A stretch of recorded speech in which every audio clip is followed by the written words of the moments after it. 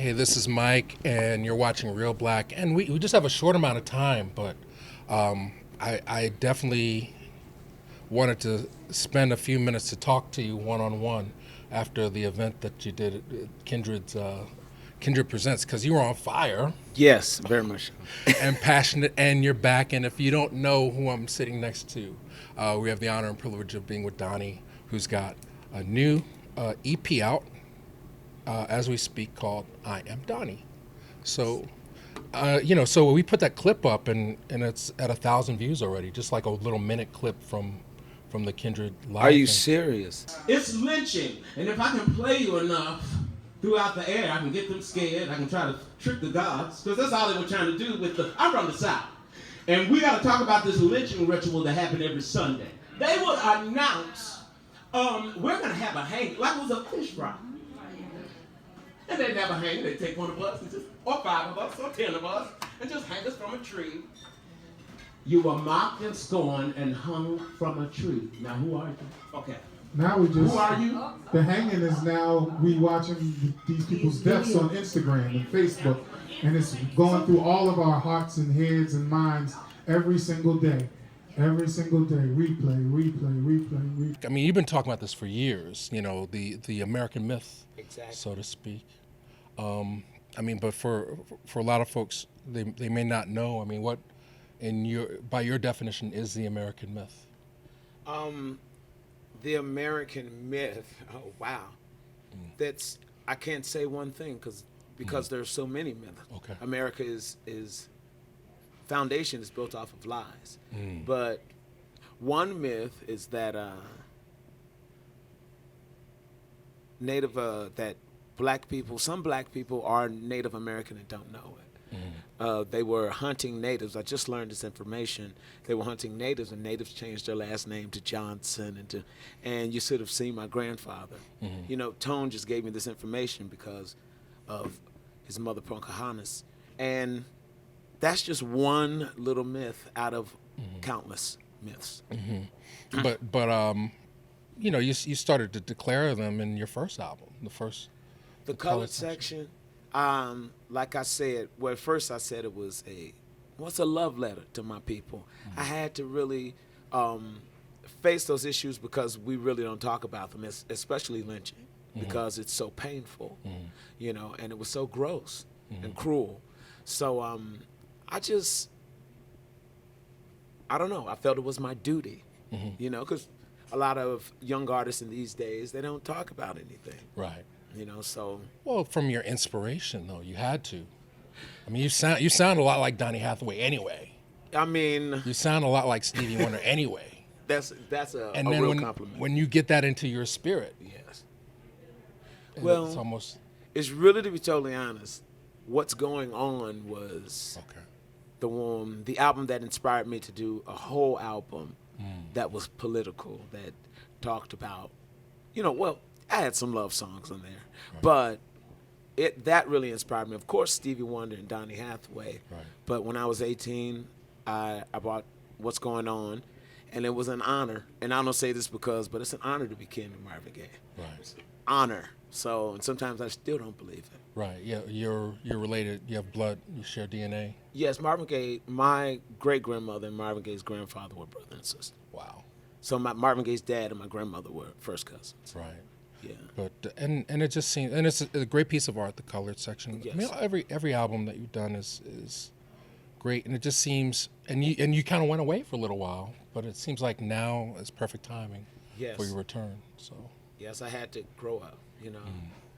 So I was too old to be acting like I was acting. Okay. So hey, we go through life experiences and we learn if we choose to. Right, but we need your art now more than ever is what I'm getting at. You know? And I mean, for those who weren't exposed to colored section, it's always there, and now we have I Am Donnie. Yes. What's this one about? Well, these are this was a live recording. And we used about 4 songs on there from the Daily News and from the colored section. And then there's a mix of Protesters, a song I have that is basically about just that, the spirit of that, and Love Will Find a Way. which is a studio track. Okay. And people can get this anywhere, or they gotta go? You got to go to CD Baby. Okay. And so, and it's on iTunes also. And we're gonna give away a copy, so you got to read the description on how to win a signed copy of Donnie's EP. But but back. I mean, it's just so powerful what you were talking about, and I think a lot of people, they're just starting to get woke. I mean, it's not like this myth doesn't run deep in the whole history, the legacy of this country, but people, they're being exposed to it now because of social media, because of the cameras, because of art what you've made, So I mean, can you speak to that? Just so, I mean, what's your perception? Is it ever going to end, or is it just one of those things that is? I think we're going apple to pie? constantly. I think we're going to constantly fight towards making it better. But I really believe that it's going to be better. I just don't believe we're just going to end like, Right. and then we're all over. I just believe that people are going to realize that love is easier. Just have fun. You don't compete to have war. You know what I mean? Compete in sports and all of this type of stuff. Don't war. Right, but I mean, but what is the disease? What are we fighting? That's from your perspective. That's what I want to. I mean, hate, fear is really what we're fighting, and being controlled by the media. Okay. The media we're really fighting because a lot of people don't realize that it's against them. It's against them. So it's there to guide you to do what they want you to do. They. Okay. But they put out your first album. Huh? They put out your first album. You use them for what you want to use them for, because they use you. Okay. So I used them to put out the color section. It's out, and that's it. Color section, Birth of a Nation was another one that kind of snuck through the craps. The movie Birth of a Nation. Birth of a Nation. Yeah. They didn't really want us to see that. Because when you're drinking somebody's blood and skinning them at the end of the movie, I mean, because I don't think I really gave it away, because but yet and still they tortured Nat Turner because he didn't want to be their slave. Now, you know good and well you don't want to be somebody's slave, so why should I want to be your slave? Right. So I think it'll come back up. Birth of a Nation, it needs to, but it's gonna need somebody to go, hey, and well, you got it out there. I mean, not everybody is ready for these messages. I think a lot of people, they're just going to be turned. They're going to be turned on to the work that you've done, and maybe, and what's encouraging to me is that hopefully the freedom where you're not controlled by a record label, people are not necessarily concerned about views. They're gonna make art that's more truthful to their experience and their soul, and I think you're like a precursor to that in a lot of ways for my generation. So, thank you. I'm very honored that people even think of me, because I do this because I like it. I do this because I love for people. I come from gospel, and I come from people who ministry was most important. And since I didn't want to sing gospel anymore, I didn't want to sing secular music, so I met in the middle, an inspiration, so yeah. Right. But again, the Donnie, I mean, there's a cost to all of it. I feel, just on a metaphysical level, when you take on that challenge, it's, I mean, my heroes, Marvin Gaye, Donnie Hathaway, Gil Scott-Heron, they all had demons that they were facing in the process of getting this love message out. This I wouldn't say nationalistic, but just this sort of empowering message out, And it seems like there's a price. Nina Simone, there's a price to be paid when you take that choice versus others. Or am I wrong on that? No, you're not, because that is the reason why you didn't see me for a long time, because of my demons, and I just feel when you take on that type of responsibility, or when you're an empath, oh my, it tears you down, because I can't even watch the news without crying. Even though I know this has been going on since before I was born. You know, people dying every day, car accidents, all that, but I think it's ridiculous. So Yeah, it's not for everybody, especially, but so oppressor oppressed. I mean, what words of wisdom. What can people that want to take that torch, that love Donny Hathaway, that love Marvin Gaye, that love Nina Simone, and want to see more art and culture that reflects that? What can you share with them in terms of your journey?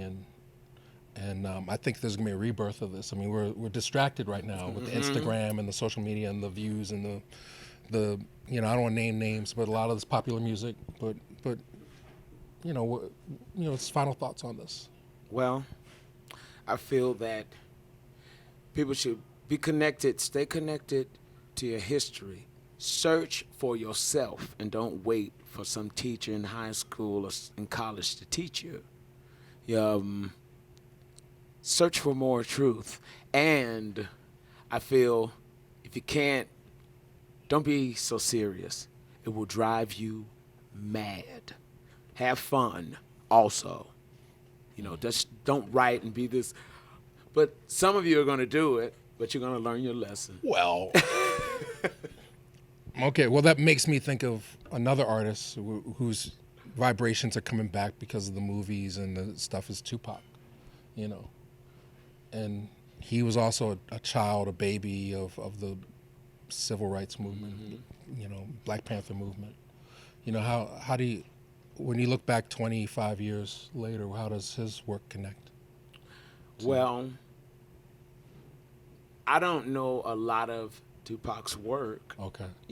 But his life and the things that I've seen and things I've heard, I just think, of course, I wish he was still around. I wish Public Enemy was still, because a lot of Well, cool why did music. it disappear? That's what I want to know. Music industry inside. Why? I mean, it just seemed like 1989, 91, there was so much diversity and the art was reflective of the diversity of Black life. And then fast forward 10 years, it kind of, we became this sort of monolith again, that didn't have that diversity. Why wasn't your record played more? Why didn't we see more of that sprout up? Me. Okay. Really, because it was right in front of my face. Okay. Success. I did that. Okay. And I really feel, had I tried and know the things, or if I knew the things that I know now, Okay. it would have been different. But that was me.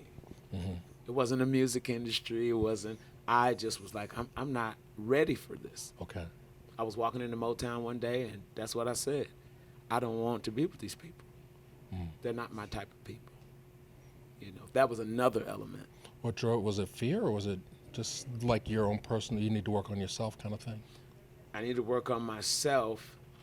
It might have been fear of success, but I really, honestly, the music industry, those are not my type of people. Okay. I don't admire them. Doesn't mean that their money I wouldn't mind having, but I don't admire them at all.